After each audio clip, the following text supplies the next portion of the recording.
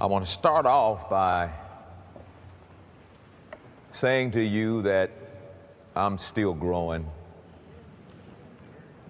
and that the teachings that I've shared in times past on the subject of tithing were not correct. On the subject of tithing were not correct. I'm still growing, and that the teachings that I've shared in times past on the subject of tithing were not correct. And today I stand in humility to correct some things that I've taught for years and believed for years, but could never understand it clearly because I had not yet been confronted with the gospel of grace, which has made the difference. I won't apologize because if it wasn't for me going down that route, I won't apologize because if it wasn't for me going down that route, which has made the difference. I won't apologize because if it wasn't for me going down that route, I would have never ended up where I am right now. But I will say that I have no shame at all at saying to you, throw away every book, every tape, and every video I ever did on the subject of tithing, unless it lines up with this. I've done some corrective teaching in the last 10 years, but not to the degree of what we're getting ready to do now. So why is this important? Because religion is sustained by two factors: fear and guilt. And if it's one subject that the church has used for a long time to keep people in fear and guilt, it is in that subject of tithing. And it has to be corrected, and it's got to be corrected now.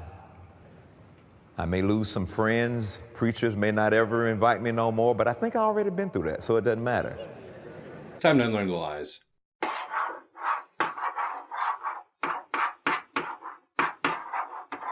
Now let's get started.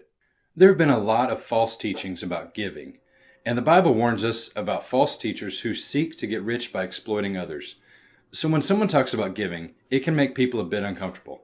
I know the feeling. I've seen the abuse and manipulation that takes place in certain ministries, especially those teaching the prosperity gospel, and it really disturbs me. However, we can't abandon giving altogether simply because certain people have misused it. We need to learn the biblical truth about giving. It's popular in many churches to teach that you must tithe 10% of your paycheck. But is that really what the Bible teaches? Money was not typically used for tithes, except for the situation when your journey is too far to carry your tithe to the feast. And in that case, you were allowed to take money so that you can buy what you need to eat at the feast. But if the journey is too long for you so that you are not able to carry the tithe, or if the place where the Lord your God chooses to put his name is too far from you, when the Lord your God has blessed you, then you shall exchange it for money, take the money in your hand, and go to the place which the Lord your God chooses. And you shall spend that money for whatever your heart desires, for oxen or sheep, for wine or similar drink, for whatever your heart desires. You shall eat there before the Lord your God, and you shall rejoice, you and your household.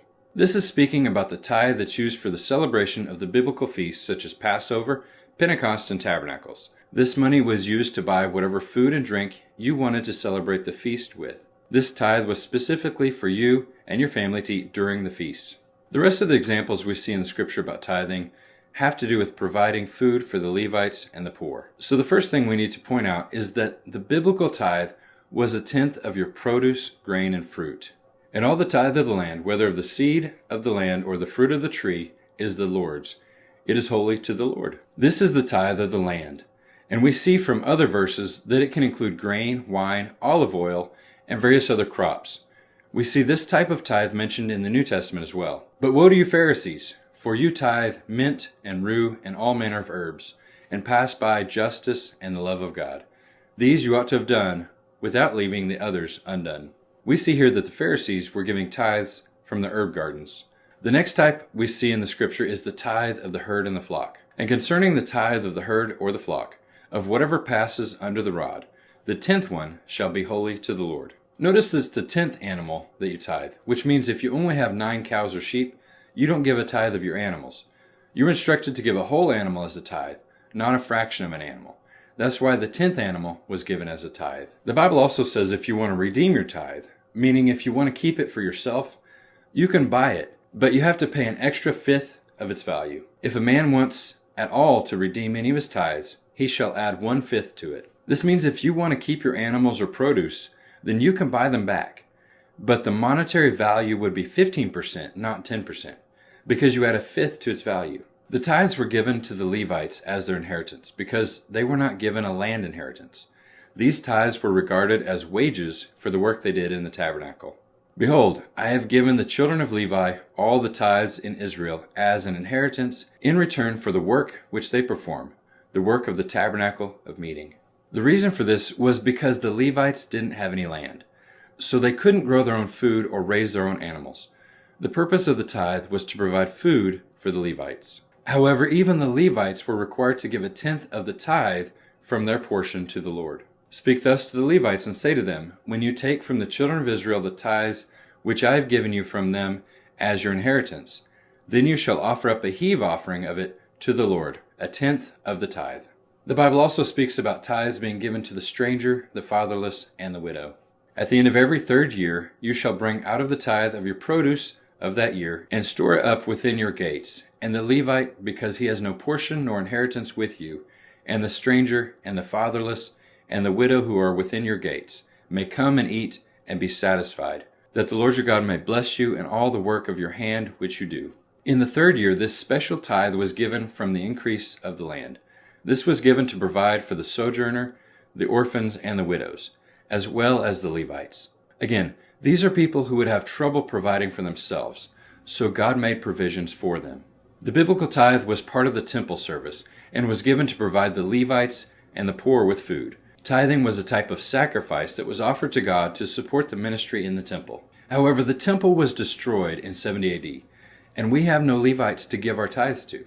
On top of that, we aren't even living in the Promised Land.